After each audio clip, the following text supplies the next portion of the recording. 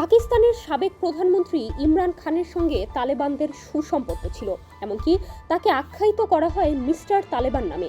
ইমরান খানের আমলে আফগানিস্তানের তালেবান সরকারের মধ্যস্থতায় টিটিপির সঙ্গে পাকিস্তান সেনাবাহিনীর একটি শান্তি চুক্তির মাধ্যমে অস্থায়ী যুদ্ধবিরতি হয়। ইমরান খানের এই শান্তি চুক্তি টিটিপিকে সন্ত্রাসবাদে উৎসাহিত করেছে বলে অনেকের ধারণা।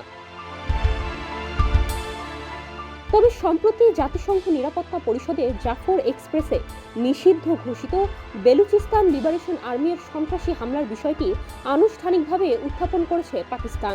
দেশটি অভিযোগ করেছে আফগানিস্তান সন্ত্রাসী গোষ্ঠীগুলোর বিরুদ্ধে কার্যকর ব্যবস্থা নিতে ব্যর্থ হয়েছে এবং সীমান্তবর্তী হামলায় মদদ দিচ্ছে।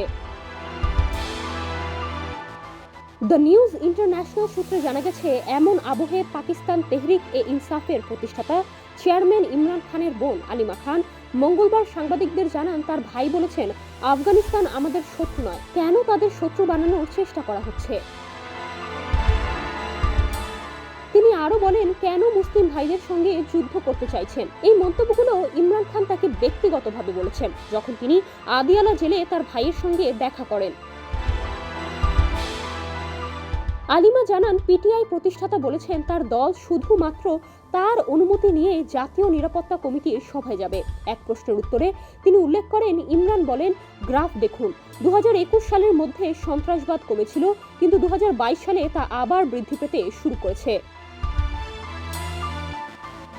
তিনি বলেন, ইমরান বর্তমানে পত্রিকা পড়ছেন না এবং তার টিভি সেটও বন্ধ রয়েছে।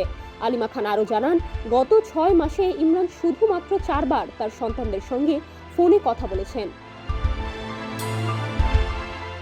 এদিকে পিটিআই এর কেন্দ্রীয় তথ্য সচিব শেখ ওয়াকাস আকরাম বলেন, রাষ্ট্র যদি মৌলিক এবং তাৎক্ষণিক সংশোধন না করে তবে দেশের মধ্যে শান্তি ও অগ্রগতি কখনোই অর্জন সম্ভব হবে না। তিনি দাবি করেন, রাষ্ট্রকে সাংবিধানিক সীমানার মধ্যে সীমাবদ্ধ রাখতে হবে, জনগণের অধিকার রক্ষা করতে হবে এবং জাতীয় স্বার্থকে ব্যক্তিগত ও রাজনৈতিক এজেন্ডার উপর অগ্রাধিকার দিতে হবে।